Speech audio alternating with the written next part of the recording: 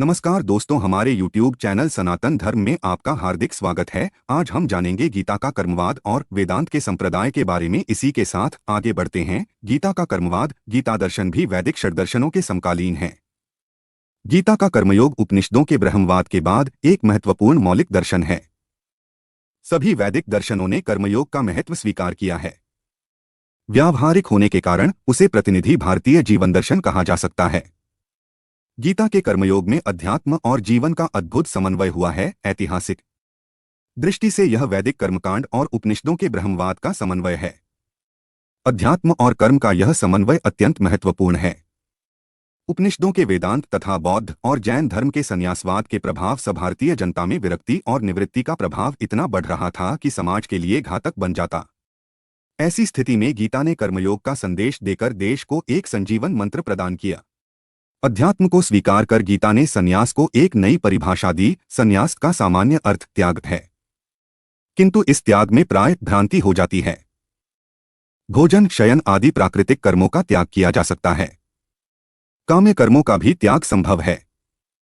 यही गीता का संन्यास है। फल की कामना त्याग कर लोक संभव है। यही गीता का संन्यास है। फल की कामना त्याग कर लोक संग्रह के लिए निष्काम कर्म करना जीवन का आदर्श है। यही मोक्ष का साधन है। गीता का यह निष्काम कर्मयोग अधिकांश भारतीय दर्शनों ने अपनाया है। ज्ञानयोग उसका आध्यात्मिक आधार है और भक्तियोग उसका भावात्मक दर्शन है।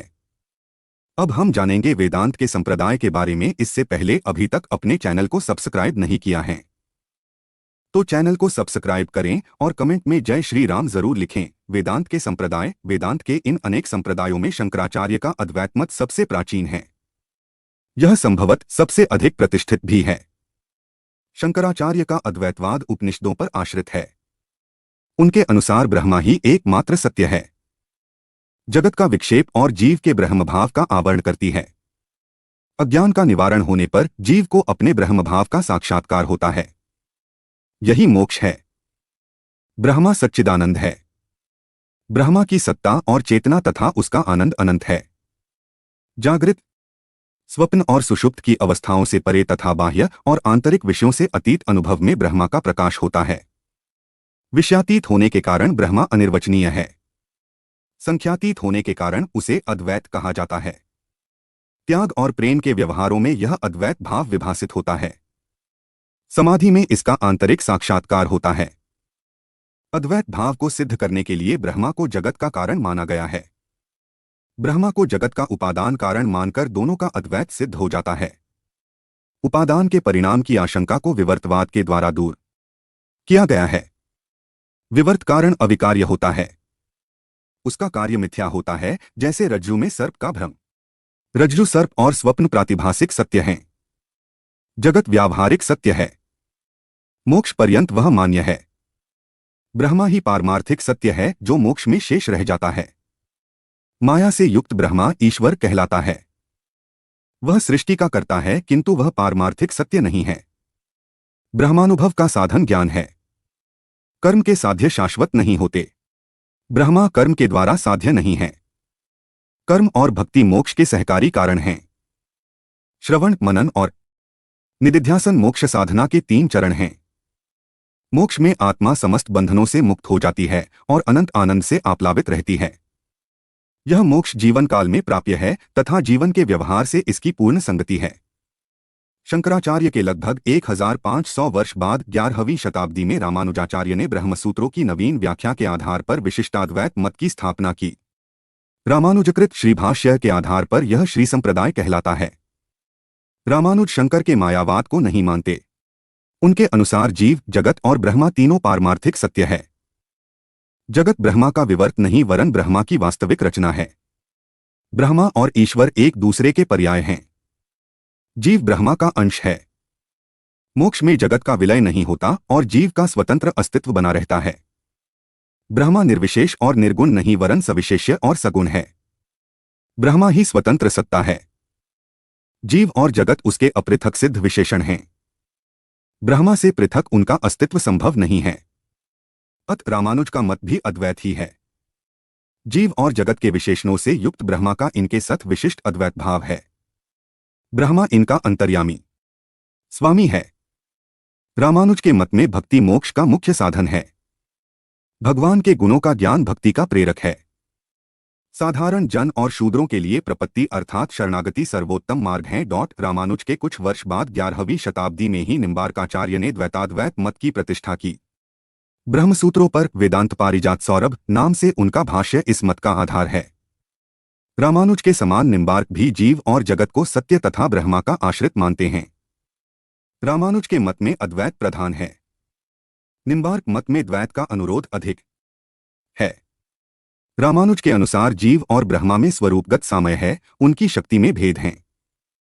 निम्बार्क के मत में उनमें स्वरूपगत भेद है। निम्बार्क के अद्वैत का आधार जीव की ब्रह्मा पर निर्भरता है। निम्बार्क का ब्रह्मा सगुण ईश्वर है। कृष्ण के रूप में उसकी भक्ति ही मोक्ष का परम मार्ग है। यह भक्ति भगवान के अनुग्रह से प्राप्त होती है। भक्ति से भगवान का साक्षात्कार होता है। यही मोक्ष है। रामानुज और निम्बार्क दोनों के मत में विदेह मुक्ति ही मान्य है। निम्बार्क के बाद 13वीं शताब्दी में मध्वाचार्य ने द्वैत मत का प्रतिपादन किया। वे पूर्णप्रज्ञ तथा आनंद तीर्थ के नाम से भी प्रसिद्ध हैं। उन्होंने शंकराचार्य के अद्वैत और निम्बार्क के द्वैताद्वैत का खंडन करके द्वैतवाद की स्थापना की है। उनके अनुसार भेद और अभेद दोनों की एकत्र स्थिति संभव नहीं है। शंकराचार्य का मायावाद भी उन्हें मान्य नहीं है। जगत मिथ्या नहीं यथार्थ है। सत और असत से भिन्न माया की तीसरी अनिर्वचनीय कोटि संभव नहीं है। ईश्वर, जीव और जगत तीनों एक दूसरे से भिन्न हैं। भेद के 5 प्रकार हैं। ईश्वर जीव, ईश्वर जगत, जीव जगत, जीव जीव और जड़ पदार्थों में परस्पर भेद है। ईश्वर जगत का उपादान कारण नहीं, निमित्त कारण है। उपादान कारण प्रकृति है। ईश्वर उसका नियामक है। ईश्वर की भक्ति के द्वारा मोक्ष प्राप्त होता है। मुक्त जीवों में परस्पर भेद रहता है। वे ईश्वर से भिन्न रहकर अपनी सामर्थ्य के अनुसार ईश्वर की विभूति में भाग लेते हैं। 15वीं शताब्दी में वल्लभाचार्य ने शुद्धाद्वैत मत का प्रचार किया। इस मत का आधार ब्रह्मसूत्रों पर लिखित वल्लभाचार्य का अणुभाष्य है। वे माया से अलिप्त शुद्ध ब्रह्मा का अद्वैत भाव मानते हैं।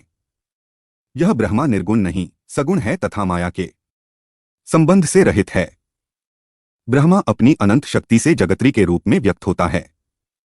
चित और आनंद का तिरोधान होने के कारण जगत में केवल सत रूप से ब्रह्मा की अभिव्यक्ति होती है।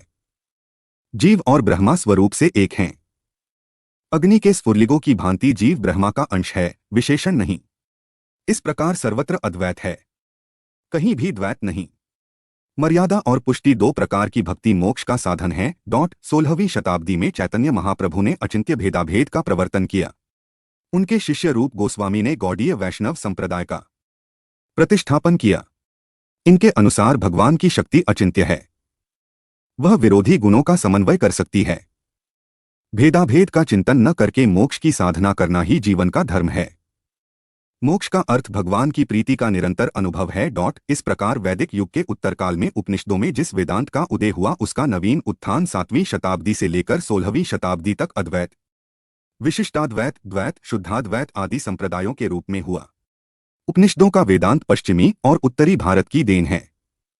अद्वैत आदि संप्रदायों का उदय दक्षिण से हुआ। इनके प्रवर्तक दक्षिण देशों के निवासी थे। चैतन्य का मत बंगाल से उदित हुआ, किंतु इन सभी संप्रदायों ने वृंदावन आदि उत्तरी स्थानों में अपने पीठ बनाए। शंकराचार्य ने देश के चारों कोनों पर पीठ स्थापित किए। उत्तर, दक्षिण, पूर्व, पश्चिम सभी प्रदेशों के लोग इन संप्रदायों में सम्मिलित हुए। सिद्धांत में भिन्न होते हुए भी वेदांत के विभिन्न संप्रदाय भारतवर्ष की आंतरिक एकता के सूत्र बने। आगे की जानकारी के लिए बने रहिए हमारे साथ। कल हम जानेंगे शैव तथा शाक्त दर्शन के बारे में। डिस्क्लेमर: इस लेख में निहित किसी भी जानकारी, सामग्री, गणना की सटीकता या विश्वसनीयता की गारंटी नहीं है। विभिन्न माध्यमों, ज्योतिषियों, पंचांग, प्रवचनों, मान्यताओं, धर्मग्रंथों से संग्रहित कर ये जानकारियां आप तक पहुंचाई गई हैं। हमारा उद्देश्य महज सूचना पहुंचाना है। इसके उपयोगकर्ता इसे महज सूचना समझकर ही लें। इसके अतिरिक्त इसके किसी भी उपयोग की जिम्मेदारी स्वयं उपयोगकर्ता की ही रहेगी।